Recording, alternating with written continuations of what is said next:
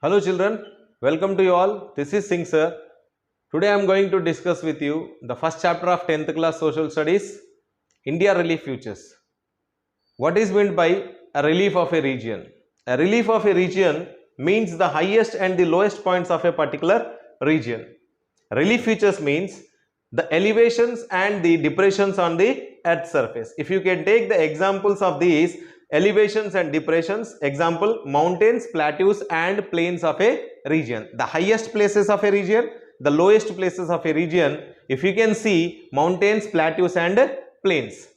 See the mountains, the plateaus and the plains. These are called as the relief features of any region.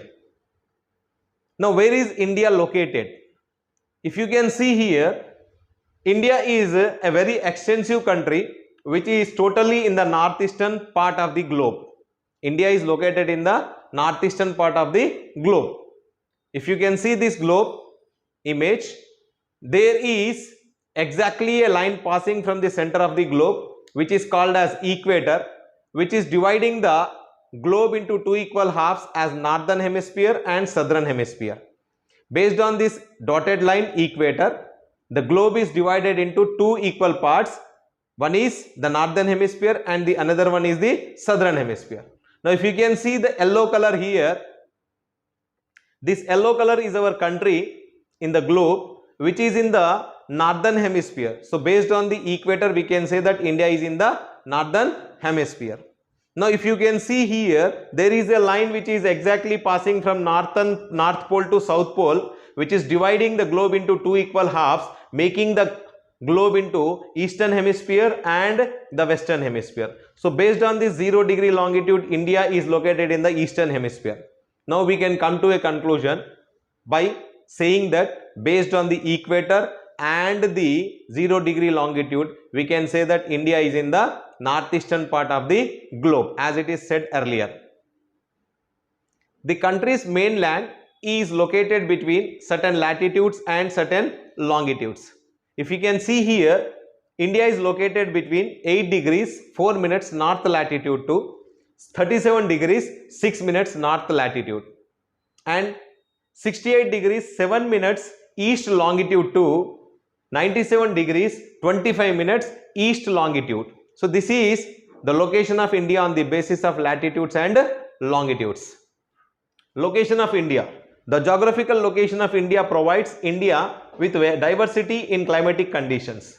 These diversified climatic conditions has led to a variety of vegetations and life forms in our country. You can see diversified vegetations in our country, diversified life forms in our country.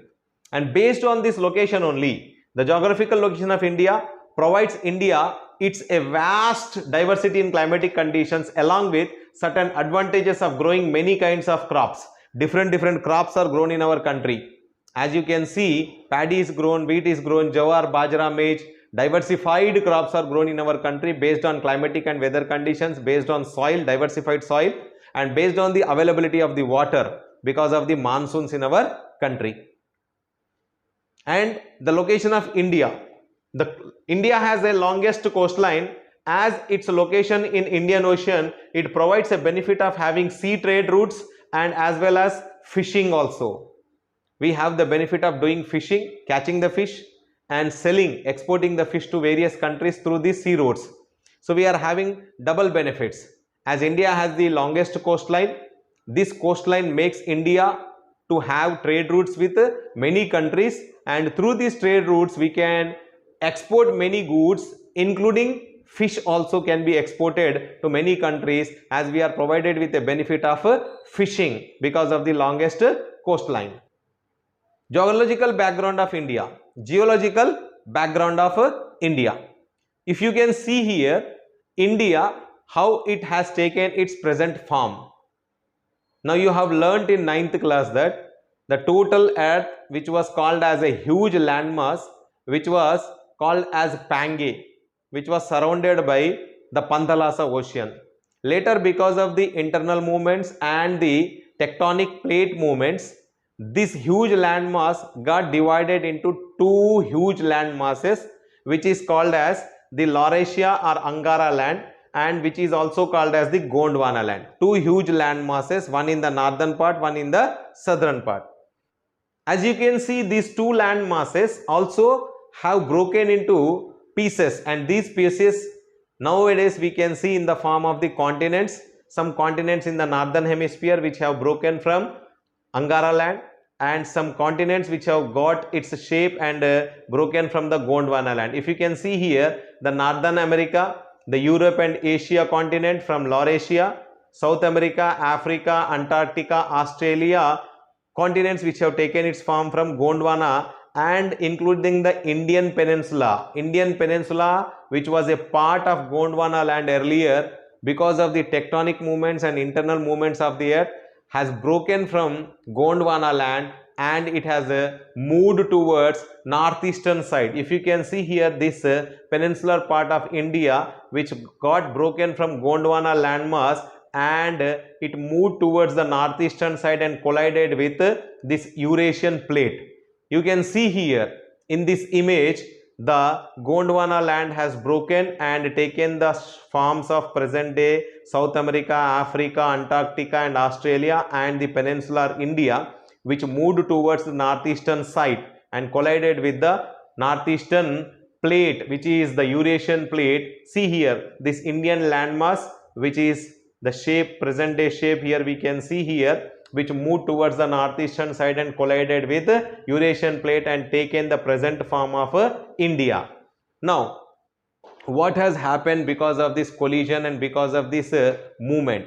When two plates, they have come across each other, when they collided with each other, if you can see, if you consider that this plate is called as Eurasian plate and this plate is called as the Indian peninsular plate, when it moved towards this side, because of the immense pressure created, this was Tethys Sea earlier.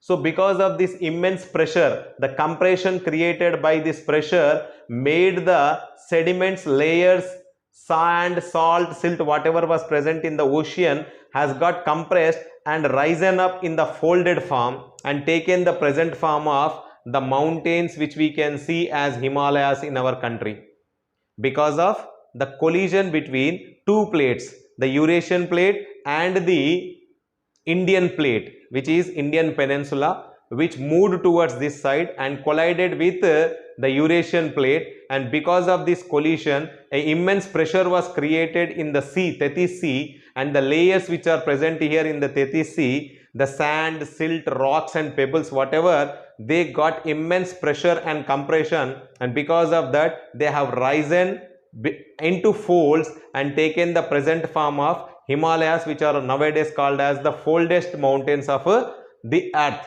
the youngest folded mountains of the earth. Now present we can see the Himalayas. These have taken its form because of the collision between the Indian plate and the northeastern Eurasian plate. Eurasian plate and Indian plate, when they collided with each other, this collision created immense pressure in the Tethys Sea, and the layers, sediments whichever are present in the sea, they got compressed and buckled up and risen up and taken folded forms and taken the present form of Himalayas.